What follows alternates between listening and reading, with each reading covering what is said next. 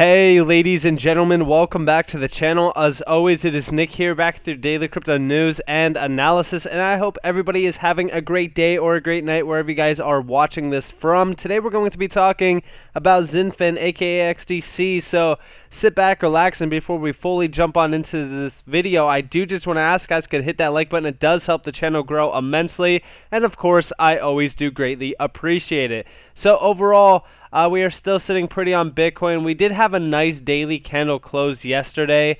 It was one that was pretty significant. Obviously, the markets, held up pretty strong today. We didn't really see too much fluctuation on the markets. I know that we've seen Bitcoin hit like roughly 32K. As you guys do see, the highs like roughly 32 point almost 3K.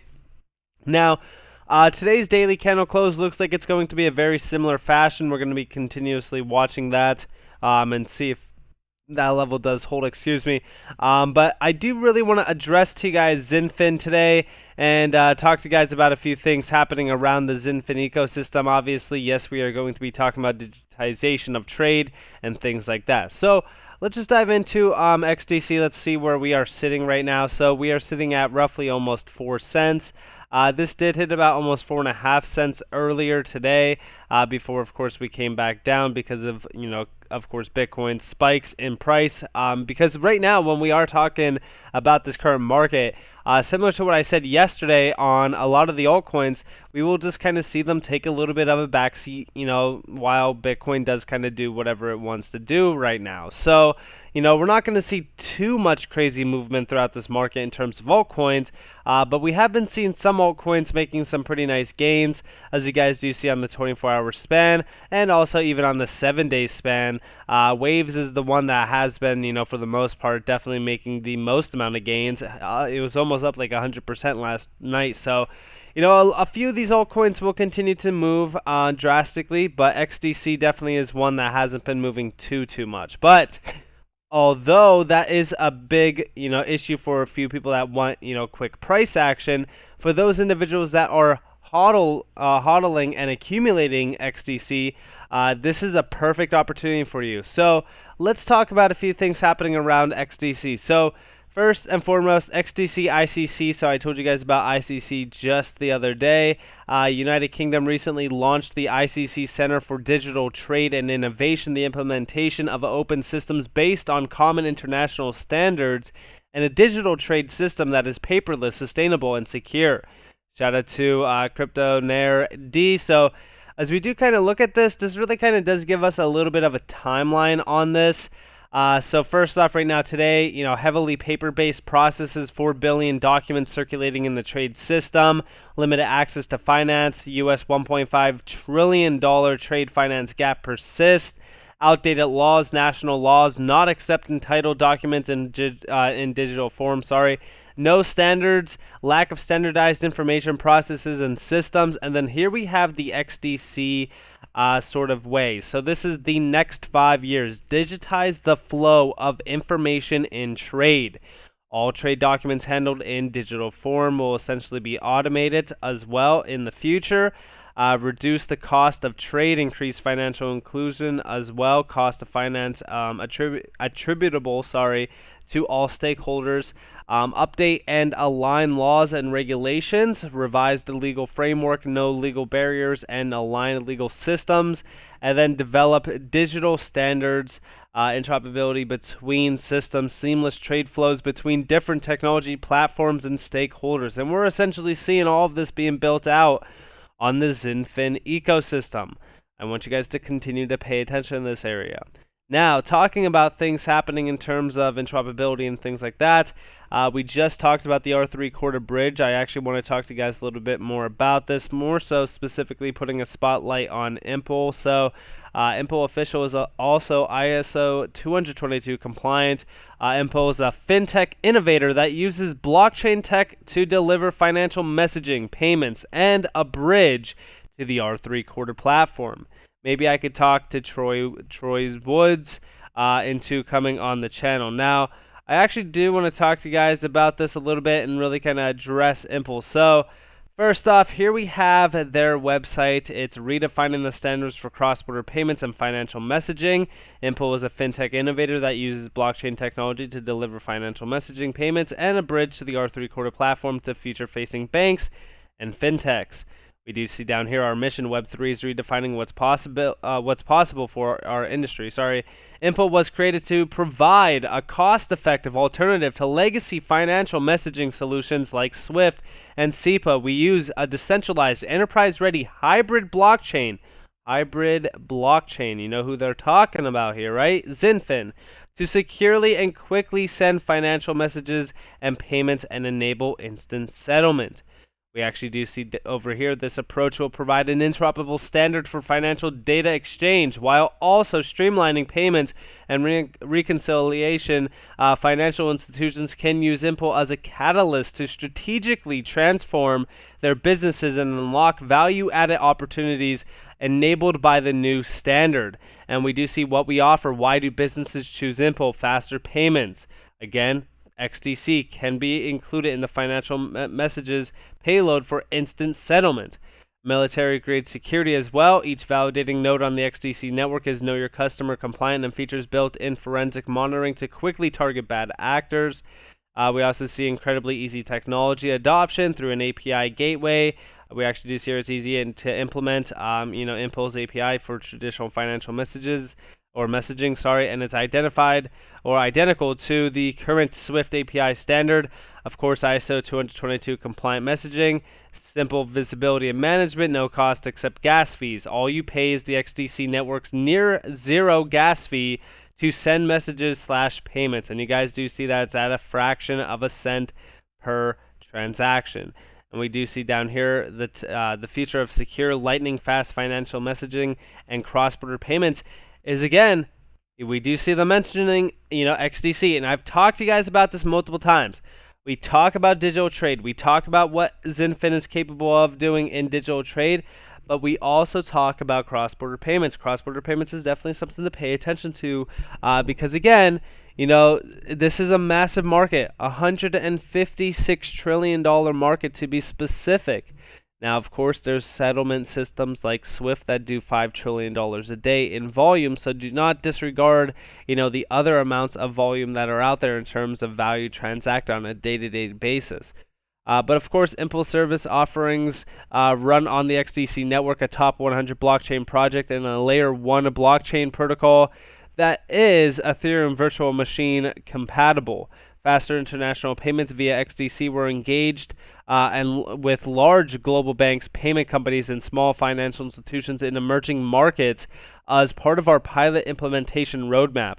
We expect that Impul's payment platform will become ubiquitous globally within 2 years. So this is actually pretty significant. And also, as you guys do see, the R3 Corda bridge here, a unique technology. This bridge enables XDC, the coin native to the XDC network, to move to and from the public Corda network and be utilized as a settlement vehicle inside of the Corda ecosystem. To me, I do believe that, Xinfin or XDC will essentially become a global settlement token similar to XRP. I've talked to you guys about both of these assets multiple times. This is why I also stack the 3 X's, right? XLM, XDC, and even XRP. These 3 are crucial to have in your portfolio. I think that if you don't have them in your portfolio, you should definitely address, the reasonings why you don't and really kind of rethink them. Now, we also do see trade tech. Trade tech amongst some big names. It can be easy to get wrapped up in the emotions of day-to-day crypto volatility. Just remember, digital assets are the future, and the XDC network will be the rails utilized to get there. And similar to what I said in the beginning of this video, those who are hodlers are accumulating XDC. This is the perfect opportunity to really do so. We've seen 3 cents. That was an incredible opportunity. Those individuals that were telling you not to buy, it's going to go lower in time. If it does, you average in. It's as simple as that. But when we talk about things happening right now, I'm not going to wrap my head around the daily price, targets of crypto. For example, I'm not going to sit here and say, all right, well, Bitcoin just dropped another $1,000. I'm not believing in this technology. It's going nowhere, blah, blah, blah. No. I understand what I hold. I understand what's being built. Look at this. This is incredible. Trade loan services, market size, and analysis by 2022 to 2029. And we do see BNP Paribas, Trade Tech Limited, Abu Dhabi Commercial Bank, Shinhan Bank, the Bank of New York Mellon Corporation, Commerce Bank, the Australia and New Zealand Banking Group Limited. These are major banks, and they are realizing where essentially we are getting to in terms of loan services and things like that. All of this will essentially be digitized. I want you guys to understand that when we talk about things happening around these specific, banking documents, all of these documents will essentially be digitized at one point in time. The reason why I say that and the reason why I bring it up is because we've been seeing talks about this for a while. Here we have a document from BIS themselves, right? The Bank for International Settlements. Digitizing trade finance seeks to address the significant gap in global trade financing by working with the public and private sectors to identify and develop technologies and associated technology standards that facilitate connections between digital islands, trade finance inclusion for small and medium-sized enterprises, and trade tech for emerging market economies. Conceptually, there are two approaches to bridge the trade financing gap: overcome the pain points due to information asymmetry between creditors and borrowers, and then also deal with the ecosystem connectivity instead of pain points in a single ecosystem. Now, I do believe that we're most likely moving towards the second option here, and you guys do see the aim is to increase interoperability amongst trade finance platforms so that the network size and effects can be maximalized. For instance, the Trade Finance API standard for cross-region data sharing could link various ecosystems. The failure of many platforms to attract a critical mass of users is often due to a lack of end-to-end digitization.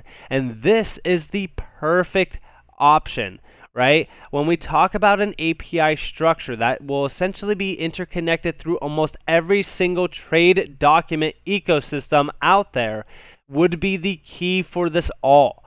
Now, I do believe that we are seeing this being built through things like Anigio that are going to most likely be powered by Xdc. Xinfin is essentially making this possible. And we also did see Citibank themselves also talk about digitizing trade, the challenges and solutions ahead. The use of digital solutions in trade finance is increasing, in part due to the disruption to world trade caused by the pandemic. All right, and when we talk about things happening, this is a major opportunity as there is trillions of dollars behind this market that are continuously, when we talk about these markets, right, these are trillion-dollar markets set for disruption. All right, and we actually even see down here, navigating the future. Given the scope of change necessary to create a truly international digital trade experience, teething problems are to be expected. But there are technology solutions that can facilitate the process of widespread adoption. They're talking about distributed ledger technology, DLT, such as blockchain, is an important development, largely because of the security it can provide, but also because it enables end-to-end visibility in the supply chain. This is huge. I want you guys to understand that at the end of the day, trade finance is a very large area to continue to focus on and also address, especially when we are talking about Xinfin on a day-to-day basis. XDC is a massive giant. Do not let, things like, for an example, price obstruct your view. Nobody really cared about XRP until XRP hit $3.84. Don't let that be you yet again. Don't wait until XDC is worth $3 plus per XDC. We have this opportunity in front of our faces that is less than $1 billion in market cap, and it's only $1.5 billion in fully diluted market cap. This has $37.7 billion in terms of total supply, and only $12.31 billion circulating. Comparing this to something like XRP, and if we went on the same run as XRP during 2017-2018, then XDC's price would actually be significantly significantly higher than XRP's price during 2017 and 2018. So with that being said, I hope that you guys enjoyed this video. If you guys did, definitely leave a like, subscribe, turn notifications on if you guys want more free content. You guys are more than welcome to follow me on Twitter and join the free Discord down in the description below. As always out there, you all have a beautiful day or a beautiful night wherever you guys are in this beautiful world. This has been Nick. Peace out, guys.